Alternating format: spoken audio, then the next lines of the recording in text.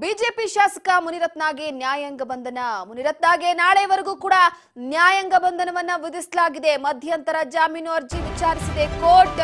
ಇದಾದ ನಂತರವಾಗಿ ಈಗ ನ್ಯಾಯಾಂಗ ಬಂಧನವನ್ನ ವಿಧಿಸಿರುವಂತದ್ದು. ಪ್ರಮುಖವಾಗಿ ಸದ್ಯದ ಮಟ್ಟಿಗೆ ಪರಪ್ಪನ ಅಗ್ರಹಾರಕ್ಕೆ ಬಿಜೆಪಿ ಶಾಸಕ ಮುನಿರತ್ನ ಶಿಫ್ಟ್ ಆಗಲಿದ್ದಾರೆ. ಬಿಜೆಪಿ ಶಾಸಕ ಮುನಿರತ್ನಗೆ ನ್ಯಾಯಾಂಗ ಬಂಧನವನ್ನ ವಿಧಿಸಿರುವಂತದ್ದು. ನಾಳೆವರೆಗೂ ಕೂಡ ನ್ಯಾಯಾಂಗ ಬಂಧನವನ್ನ ವಿಧಿಸಲಾಗಿದೆ.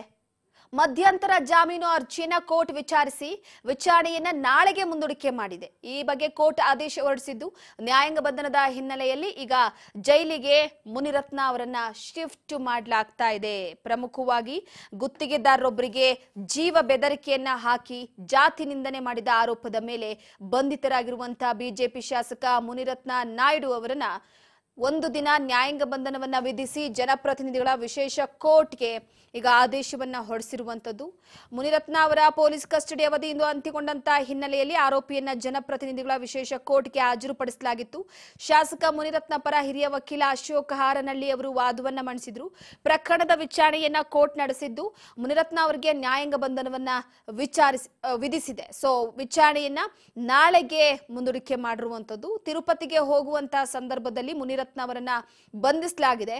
ವಿಚಾರಣೆಗೆ ನೋಟಿಸ್ ಕೂಡ ಕೊಟ್ಟಿರಲಿಲ್ಲ. ಸುಪ್ರೀಂ ಕೋರ್ಟ್ ಆದೇಶದ ಪ್ರಕಾರ ನೋಟಿಸ್ ಕೊಡಬೇಕು. ತರಾತುರಿಯಲ್ಲಿ ಎಫ್ಐಆರ್ ದಾಖಲಿಸಿ ಬಂಧನ ಮಾಡಿದ್ದಾರೆ. 41A ನೋಟಿಸ್ ಕೊಡಬೇಕು. ಇದೊಂದು ರಾಜಕೀಯ ಪ್ರೇರಿತ ಕೇಸ್ ಅಂತ ವಾದ ಮಾಡಿರುವಂತದ್ದು. ಸೊ ಈ ಸಂಬಂಧ ನಾಳೆ ಆಕ್ಷೇಪಣೆ ಸಲ್ಲಿಕೆ ಮಾಡಲಿದ್ದು ಜಾಮೀನು ಅರ್ಜಿ ವಿಚಾರಣೆ ನಡೆಯಲಿದೆ. ಸದ್ಯ ಮುನಿರತ್ನ ಅವರನ್ನ ಕೋರ್ಟ್ನಿಂದ ನೇರವಾಗಿ ಪರಪ್ಪನ ಅಗ್ರಹಾರ ಜೈಲಿಗೆ ಕರೆದುಕೊಂಡು ಹೋಗಲಾಗಿದೆ. ಈಗ ಸದ್ಯದ ಮಟ್ಟಿಗೆ ಮುನಿರತ್ನ ಅವರು